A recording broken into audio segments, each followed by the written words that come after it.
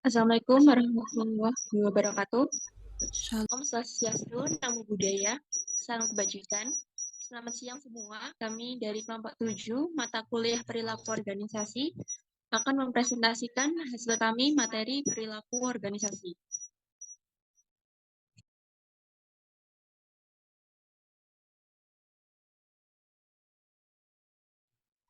Pengertian perilaku organisasi.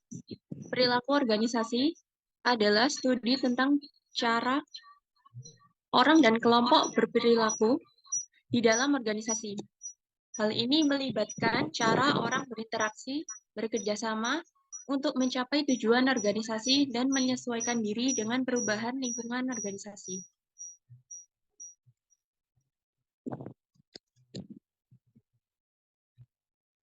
Baik, bisa dilanjutkan teman saya. Yang selanjutnya ada perilaku organisasi menurut para ahli.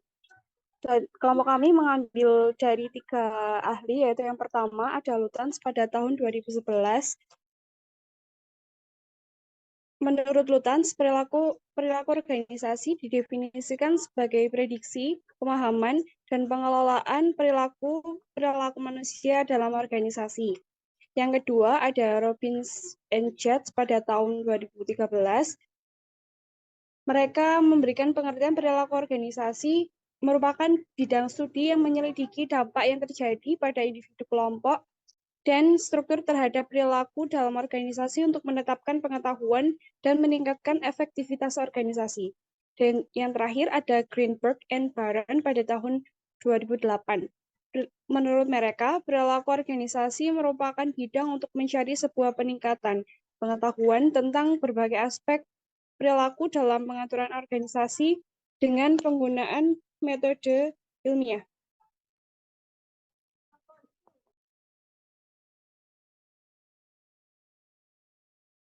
Lalu selanjutnya ada karakteristik dari perilaku organisasi. Karakteristik perilaku organisasi ada 5, yaitu yang pertama, perilaku organisasi merupakan suatu bidang studi yang menyelidiki perilaku manusia dalam bekerja sama di dalam organisasi.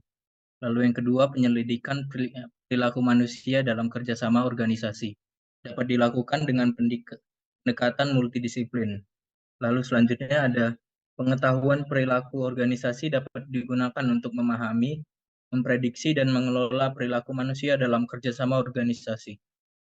Lalu yang keempat adalah perilaku manusia dalam kerjasama organisasi merupakan dampak dari proses individual, proses kelompok, proses organisasional, dan juga lingkungan eksternalnya.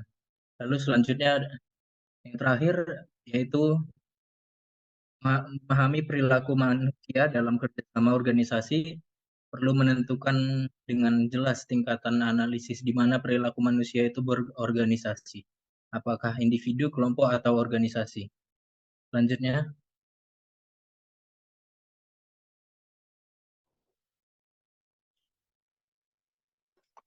Selanjutnya ada faktor-faktor yang mempengaruhi kinerja organisasi. Yang pertama ada faktor internal. Faktor internal dibagi menjadi 3. Yang pertama ada faktor politik, berhubungan dengan keseimbangan kekuasaan negara yang berpengaruh pada ketenangan organisasi untuk bekerja secara maksimal. Yang kedua faktor ekonomi, yaitu tingkat perkembangan ekonomi yang berpengaruh pada tingkat pendapatan masyarakat, daya beli untuk menggerakkan sektor-sektor lain. Yang ketiga ada faktor sosial, yaitu orientasi nilai yang berkembang di tengah masyarakat yang mempengaruhi pandangan mereka terhadap etos kerja yang dibutuhkan bagi peningkatan kinerja organisasi. Yang kedua ada faktor internal, dibagi menjadi 3.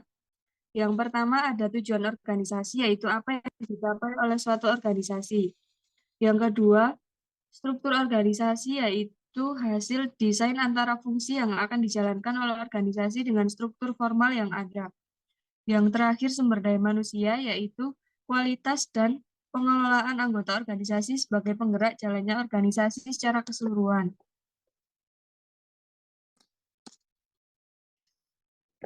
Selanjutnya ada ruang lingkup perilaku organisasi. Yang pertama, perilaku. Fokus dari perilaku keorganisasian adalah perilaku individu dalam organisasi. Tujuan pertama dari mempelajari perilaku keorganisasian adalah untuk dapat memahami dan menjelaskan kejadian-kejadian yang terjadi dalam organisasi. Yang kedua, struktur. Struktur berkaitan dengan hubungan yang bersifat tetap dalam organisasi. Bagaimana pekerjaan-pekerjaan dalam organisasi dirancang dan bagaimana pekerjaan-pekerjaan itu diatur dalam organisasi. Yang ketiga, proses. Proses organisasi berkaitan dengan interaksi yang terjadi antara anggota organisasi. Proses organisasi antara lain meliputi komunikasi, kepemimpinan, proses pengambilan keputusan, dan kekuasaan.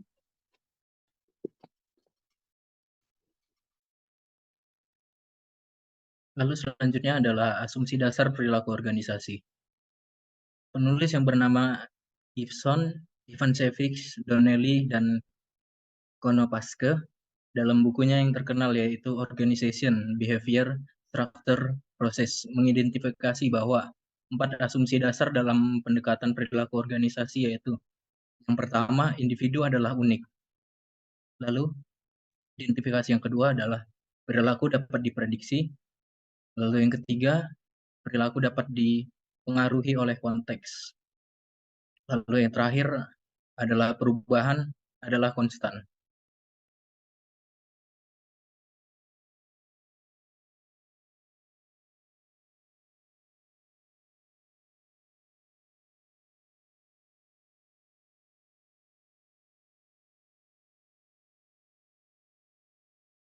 Selanjutnya yaitu contoh perilaku organisasi. Yang pertama adalah kepemimpinan. Kemampuan seseorang untuk memimpin dan mengordinasikan dalam tugas-tugas dalam organisasi. Lalu selanjutnya komunikasi yang efektif, yaitu kemampuan individu atau kelompok untuk berkomunikasi dengan orang lain dalam organisasi.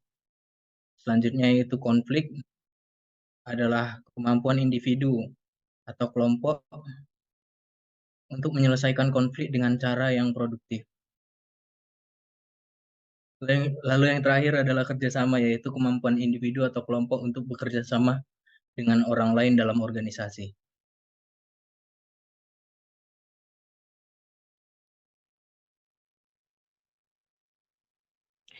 Baik, kesimpulan yang dapat kita sampaikan pada materi ini adalah organisasi merupakan suatu disiplin ilmu yang mempelajari tentang perilaku tingkat individu dan tingkat kelompok dalam suatu organisasi. Dalam memiliki dan dampaknya terhadap kinerja, baik kinerja individual, kelompok, atau kinerja merupakan penampilan hasil kerja pegawai baik secara kuantitas maupun kualitas. Perilaku organisasi merupakan faktor-faktor yang mempengaruhi bagaimana orang sebagai individu maupun sebagai anggota kelompok berperilaku dalam organisasi, serta bagaimana pengaruhnya terhadap struktur dan sistem organisasi. Sikap dan perilaku orang yang beraneka ragam dalam organisasi dapat dipelajari untuk mencari solusi tentang bagaimana manajemen dapat mengelola organisasi secara efektif.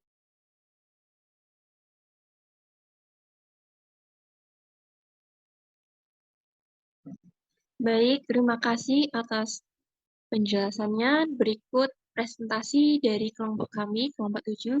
Sekian, mohon maaf apabila ada salah kata. Wassalamualaikum warahmatullahi wabarakatuh. Selamat siang, terima kasih.